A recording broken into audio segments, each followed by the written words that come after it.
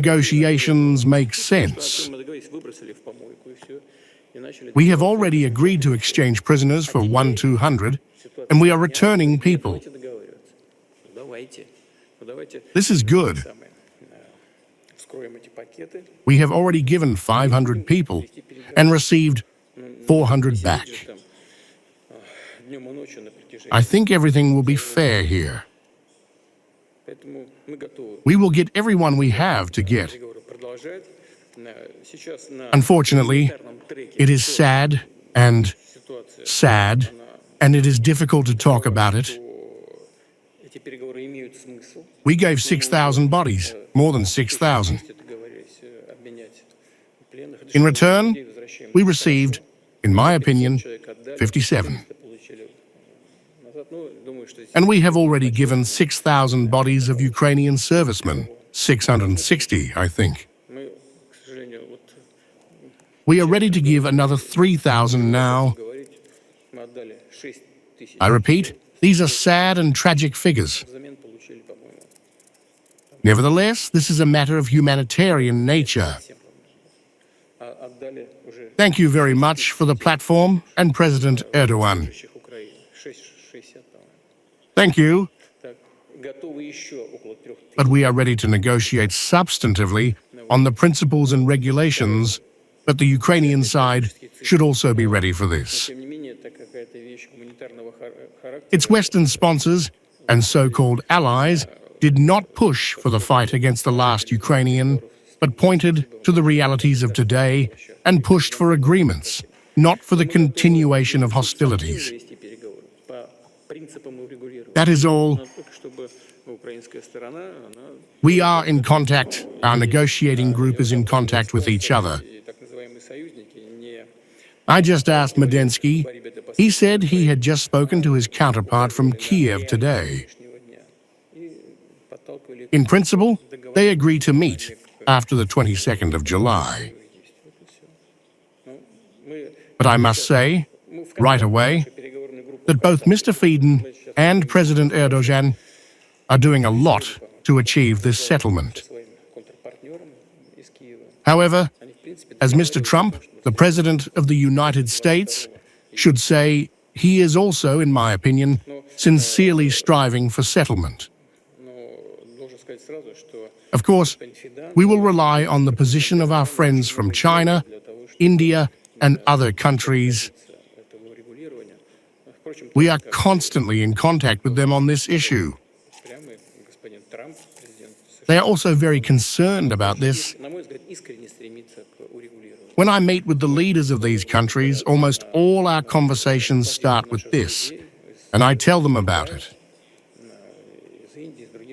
And we are grateful to them for thinking about it and looking for a solution to this conflict. Believe me, we also want to complete it as soon as possible and even better, in a peaceful way, if we can agree. If tomorrow Israel, with the help of the United States or without the help of the United States, simply conquers Khamenei, what will be your reaction and the reaction of Russia and your first actions? This is the first part of the question. Mr. Talby, if you allow me, I hope that this will be the right answer to your question. I do not even want to discuss such an opportunity. I do not want to. Well, they are already discussing it most openly, Mr. Trump, Mr. Netanyahu. I hear all this, but I do not even want to discuss it. The second part of my question is also about Iran. There's an agreement on a strategic partnership between Russia and Iran. It does not provide protection for Iran from Russia, but there is a question of weapons. Given the current situation and the sharpness of the situation, are you ready to provide new types of weapons for Iran so that it can protect itself from Israel's strikes? You know, we once offered our Iranian friends to work in the field of the air defense system. Well, the partners did not show much interest then, and that is all. As for the agreement that you mentioned about a strategic partnership, there are no articles related to the defense sphere. This is the second point. And the third point is that our Iranian friends do not ask us to do so. So there is practically nothing to discuss. If I'm not mistaken, you have a modified S-300 and a modified S-200, so Russia played a role in protecting Iran in terms of air defense. You know, this is not quite the case. Because our offer is to create a system, not a separate supply, but a system.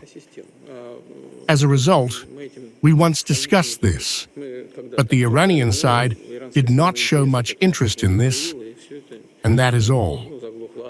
As for separate supplies, yes, of course, we carried out these supplies at one time.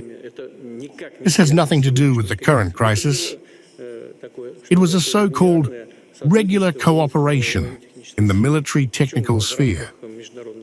Moreover, in terms of international norms, Iran did not ask us to violate the well-known norms signed by the Russian Federation. We did not do anything. We have always remained within the framework of a normative international normative base. Anything else? Thank you, Mr. Guzman, for the introduction. Thank you, Mr. President, for the opportunity to ask these questions directly to you. I highly appreciate it. As far as the confrontation between Iran and Israel is concerned, since June 13th, the Russian Ministry of Foreign Affairs has condemned the Israeli strikes on Iran. It was said that they were not provoked. These are military strikes against a sovereign member of the UN, against its citizens, peaceful cities, and critical infrastructure. This is absolutely unacceptable.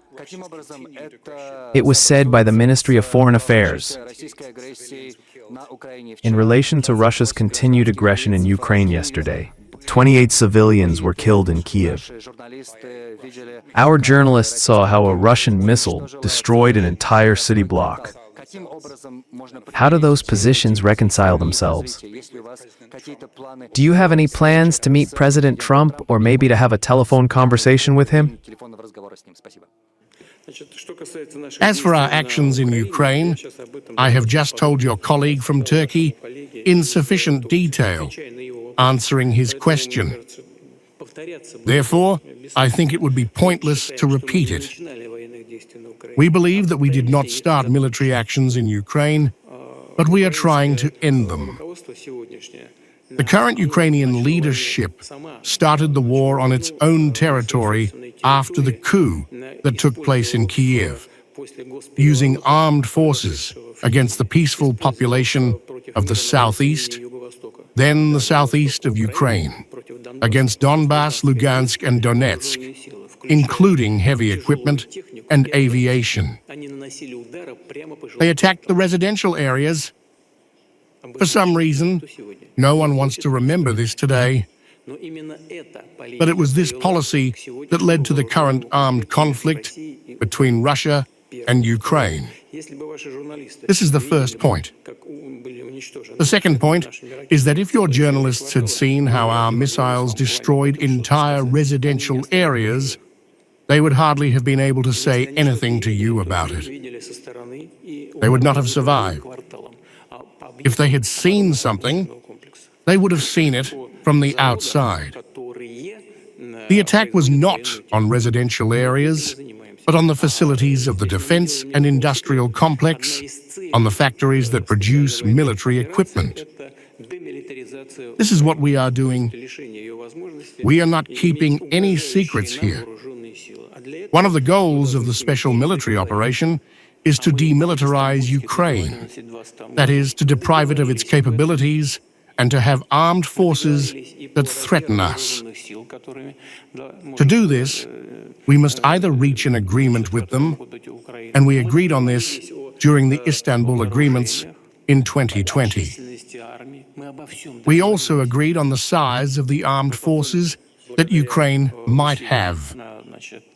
We agreed on the number of armies. We agreed on everything. But then, thanks to the efforts of the Western allies of Ukraine, they threw these agreements into the trash, as I said, and decided to fight us to the last Ukrainian and to a complete strategic victory. This is not possible. Therefore, instead of peaceful agreements, we are forced to achieve this goal with the help of the armed forces, namely demilitarization. We will not allow Ukraine to have armed forces that threaten the Russian Federation and its people. Your journalists have seen these blows. And of course, if we do not reach an agreement peacefully, we will achieve our military goals. Therefore, there is nothing unusual here. I hope that I have answered your questions in this regard. As for the Foreign Ministry's statement, I think it is also clear and very transparent, and it refers to international law. As for our actions in Ukraine and our agreement with international law, I have just told you our logic. From one step to the next, we believe that this completely complies with the UN Charter. As for the Foreign Ministry's assessment, well, this is our Foreign Ministry. Well, you can see for yourself how objective it is in your opinion and what it has in mind. I did not notice anything in your mind. In this regard, I hope I have satisfied you and answered your question. As for possible meetings with Mr. Trump, well, it would certainly be highly useful. I agree with the President of the United States. It should, of course, be prepared and end with some positive results. The track is a good choice. We have spoken on the phone with President Trump several times. We have great respect for his intention to restore relations with Russia in many areas, including security and economic activity. Look, our import to the United States has decreased by 10 times, and by 4.5 times our import from the United States to Russia has decreased. The truth is that it was small. It was $27 billion, and now it has dropped by several dollars.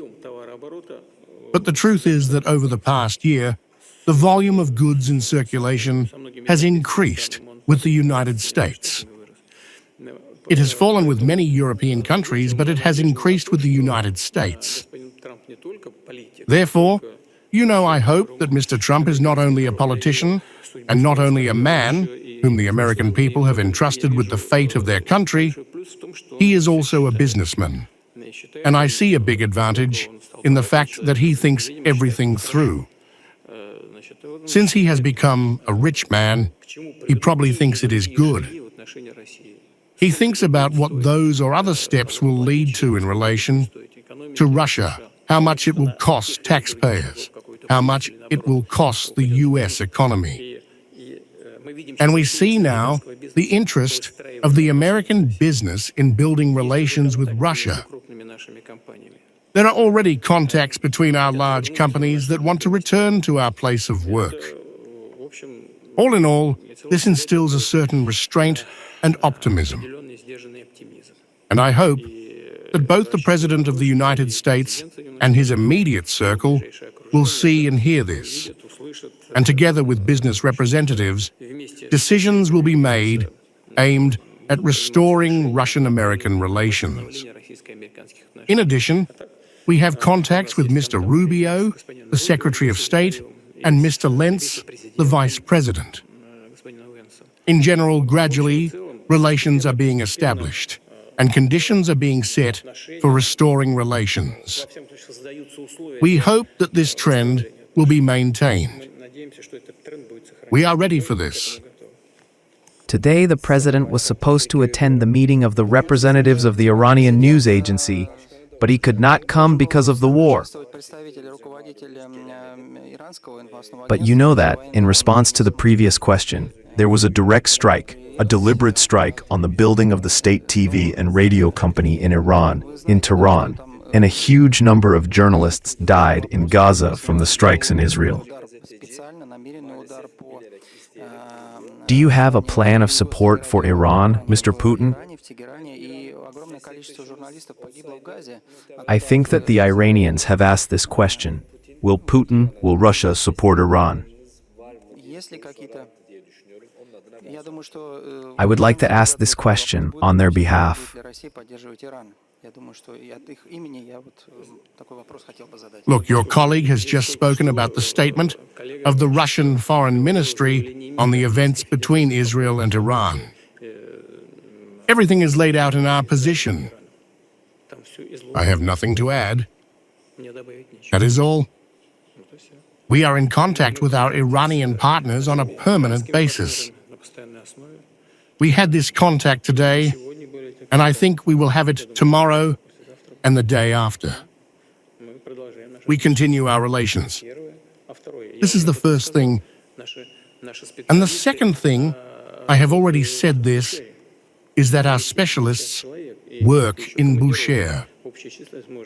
There are 250 people, and the total number can reach 600. And we are not leaving. Is this not support? Well, Iran has not contacted us for other support. But I repeat, we have been given the estimates. Mr. President, I would like to return to my first question. Because we are talking about what is being discussed in German society very actively.